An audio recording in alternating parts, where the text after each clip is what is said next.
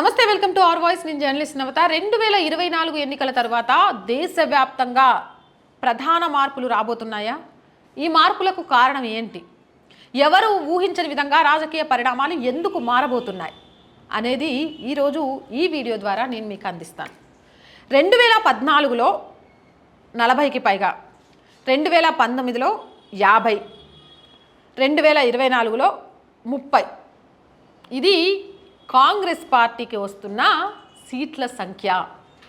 2014లో ఇండివిజువల్గా కాంగ్రెస్ 40 స్థానాలు సాధిస్తే 2019 వచ్చేసరికి ఇండివిజువల్గా 50 స్థానాలు సాధించి కొంత పెంచుకుంది. కానీ 2024లో జరగబోయే ఎన్నికల్లో కనీసం 30 స్థానాలు కూడా సాధించుకోవడం కష్టమే అంటూ ఈరోజు రాజకీయ విశ్లేషకులతో పాటు సర్వేలు కూడా చెప్తున్నాయి. ప్రధాన కారణం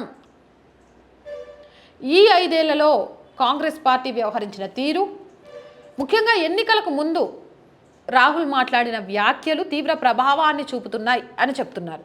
ఇంత గ్రాఫ్ పడిపోవడము అనేది కాంగ్రెస్ పార్టీ చరిత్రలోనే తొలిసారి అని కూడా చెప్తున్నారు. ఇక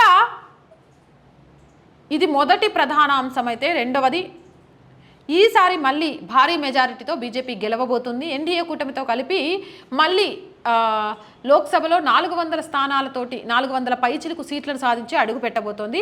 ముచ్చటగా మూడోసారి ప్రధాని మోదీ అధ్యక్షుడు కాబోతున్నారు అంటూ ఒక వార్త వస్తుంది. ప్రధాని మోదీ గనక అధ్యక్షుడైతే 3 సార్లుగా ప్రధానిగా చేసింది నెహ్రూని ఇప్పటిదాకా ఎవరు కూడా బీట్ చేయలేదు. నెహ్రూ రికార్డుని ప్రధాని మోదీ సరిసమానం చేయబోతున్నారు. ఇది రెండవ ప్రధాన అంశంగా చెప్పుకోవచ్చు. ఇక మూడవది, అనేక ప్రాంతీయ పార్టీలు ఖేల్కతం దుకాన్ బంద్ కాబోతున్నాయి.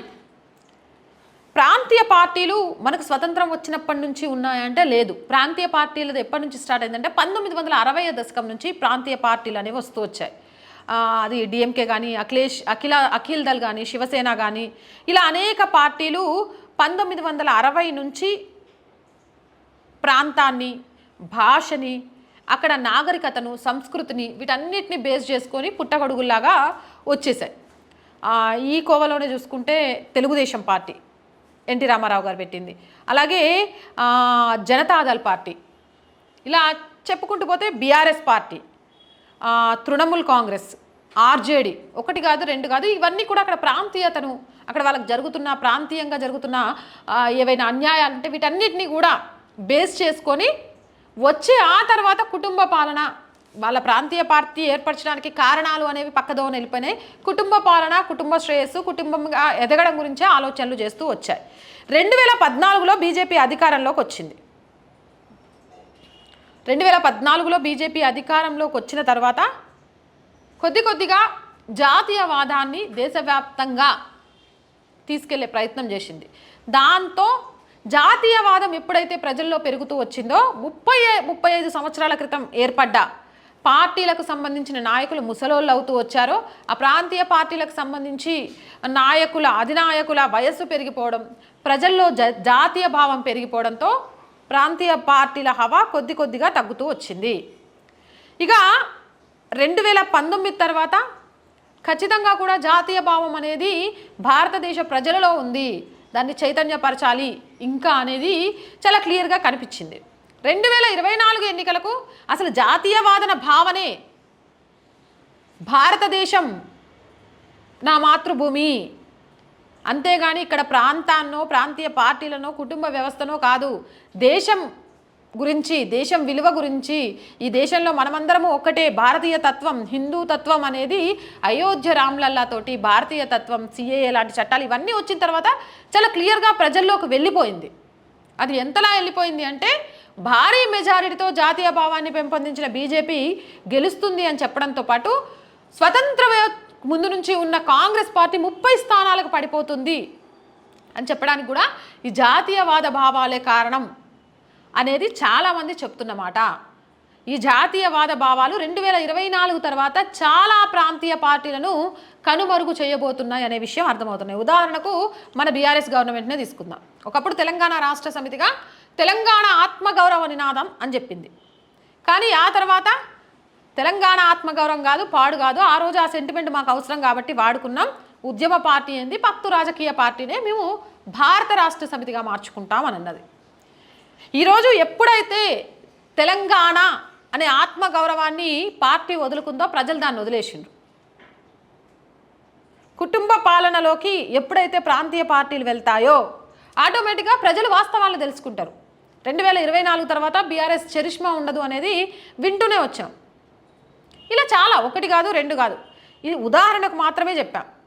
ఇక ఇప్పుడు అక్కడ తెలుగుదేశం పార్టీ విషయం చూస్తే, ఒకప్పుడు తెలుగుదేశం పార్టీ వెలిగింది. ఇప్పుడు పరిస్థితి ఏంటి? చంద్రబాబు నాయుడు 75 సంవత్సరాలు అనుకుంటా, ఆయనకి ఏజ్ అయిపోయింది. ఆ పార్టీని అంతే ముందుకు నడిపించే వాళ్ళు లేరు. ఇప్పుడు పొత్తుల వ్యవహారమైంది. ఈ పొత్తుల వ్యవహారంలో ఏమైనా జరిగితే టీడీపీ కూడా త్వరలో కనుమరుగయ్యే ఛాన్స్ ఉంది. అభిమానులు ఉంటారేమో, కానీ ఆ పార్టీని నడిపించే అధినాయకత్వం అనేది అయితే అంత స్ట్రాంగ్గా ఉండదు. ఆ అధినాయకత్వం ఎప్పుడైతే స్ట్రాంగ్నెస్ కోల్పోతుందో అందులో ఉన్న నాయకులు కూడా వాళ్ళ సీట్లు కాపాడుకోవడం కోసం పక్కనకి వెళ్ళిపోతారు. అభిమానం ఎక్కడో ఉంచుకున్న గుండెల్లో ప్రజలు అలానే ఉంటారు, కానీ పార్టీ మనుగడ అనేది మాత్రం కష్టంగా మారుతుంది. అలాగే దేవగౌడ, స్టాలిన్, డిఎంకే పరిస్థితి కూడా అంతే. స్టాలిన్ ఉన్నంత వరకు కాస్త కూస్తో డిఎంకే ఉంటుందేమో, కానీ ఉదయనిధి స్టాలిన్ చేతిలోకి వచ్చిన తర్వాత డిఎంకే పరిస్థితి కూడా అగమ్యగోచరంగా మారుతుందని చాలామంది చెప్తున్నారు. ఇలా ప్రాంతీయ పార్టీలను అడ్డుపెట్టుకొని, ప్రాంతీయత్వాన్ని అడ్డుపెట్టుకొని ఎదిగిన ప్రాంతీయ పార్టీలు కుటుంబ పాలనతో పాటు దేశం మీద ప్రేమను ప్రజల్లో చెరిపేస్తూ వచ్చిన వైనాన్ని ప్రజలు గ్రహించారు. అందుకే ఈ 2024 ఎన్నికల తర్వాత ప్రాంతం, కులం ఇవన్నీ ఏవీ లేకుండా ఈ ప్రాంతాన్ని, కులాన్ని అడ్డుపెట్టుకొని ఏర్పడ్డ పార్టీలు పార్టీ భవనాలకే పరిమితం అవుతాయే తప్ప ఈ పార్టీలు అనేవి చరిత్రలో ఉండవు అనేది చాలామంది రాజకీయ విశ్లేషకులతో పాటు నేను గురువుగా భావించే రాకా గారి అభిప్రాయం కూడా. ఈ అభిప్రాయాలన్నింటినీ మిళితం చేస్తూ ఈ వీడియోని నేను మీ ముందుకు తీసుకొని వచ్చాను. ఈ వీడియోపై మీ అభిప్రాయం ఏంటి అనేది కామెంట్ సెక్షన్లో తెలియజేయండి. మోర్ వీడియోస్ కోసం మన ఛానల్ని వెంటనే సబ్స్క్రైబ్ చేయండి. ఈ వీడియో నచ్చిందా? లైక్ చేయండి, షేర్ చేయండి.